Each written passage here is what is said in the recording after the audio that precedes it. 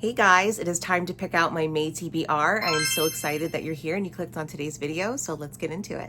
The first book that I chose, I actually already started, and it's a thriller, and it's from one of my favorite authors, and it is My Husband's Wife by Alice Feeney. As with all of Alice Feeney's books, I was extremely intrigued by the synopsis for this one. We're following our main character, Eden Fox. She's an artist on the brink of her big break, and she goes out for a run like she always does, and when she returns home, for some reason the key doesn't fit through the door. When someone answers the door, it's a woman that claims that she actually lives in the house that looks very similar to her. Then her husband comes to the door and he also acts like he has no idea who she is, and it just goes from there. I'm so intrigued by that. It sounds so crazy and weird and twisty, and I've heard from a lot of people that they really enjoyed this one, so I'm really excited to find out if I like it just as much. The next book that I picked out, I've actually heard a lot of people talking about recently, and a lot of people have been loving it, and it is Yesteryear by Carol Claire Burke.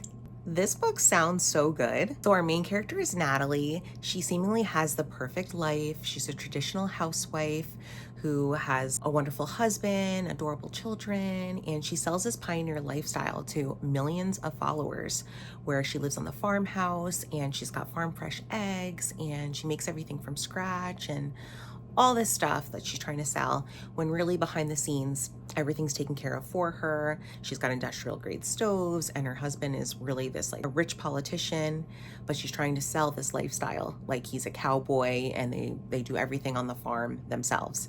So the funny twist is actually that one day she wakes up and it's 1855 and the kids aren't what they seem. They're dirty. She's expected to actually work for everything that she has. Instead of just posting on Instagram, she's going to have to haul firewood, and her husband actually is a competent farmer and cowboy, and she's just like, what is happening? This feels like a nightmare I want to get out of. So I think it sounds so good. I can't wait to see how it's executed. I've heard nothing but good things about this too, so can't wait to report my thoughts. Next book is a romance from one of my favorite romance authors, and it is The Night We Met by Abby Jimenez. This one is one of the highly anticipated reads for this year for me.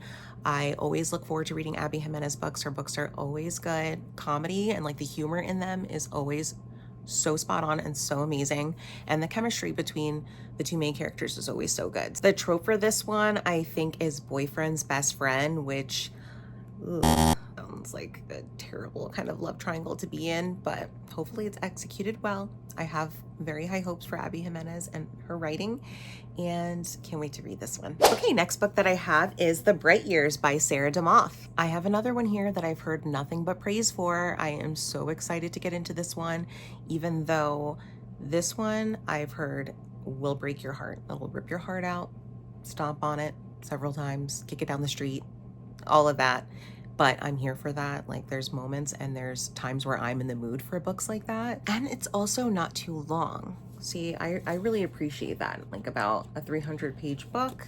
All I know about this one, and I don't want to give any spoilers, is that we're following Ryan and Lillian. They are very much so in love, but they have a lot of secrets. They both have their own secrets, things that they're hiding from each other. And I think as stuff starts to unravel, it's a true test to their marriage and whether they can grow stronger together and get through it. I'm so here for that type of book. I'm so excited to read this one. And I did read a little bit.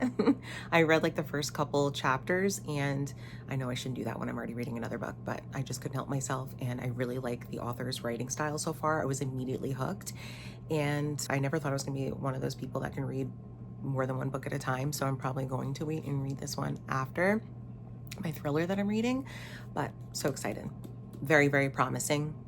Can't wait to report back. Okay, and last and certainly not least is another one of my favorite romance authors' books that came out, I think, the end of last year, so I am so late to reading this one, but I'm anticipating this being a really quick and easy, fast-paced, funny book because I love her writing style. But this is In Your Dreams by Sarah Adams, and I think this is the last one in the interconnected series.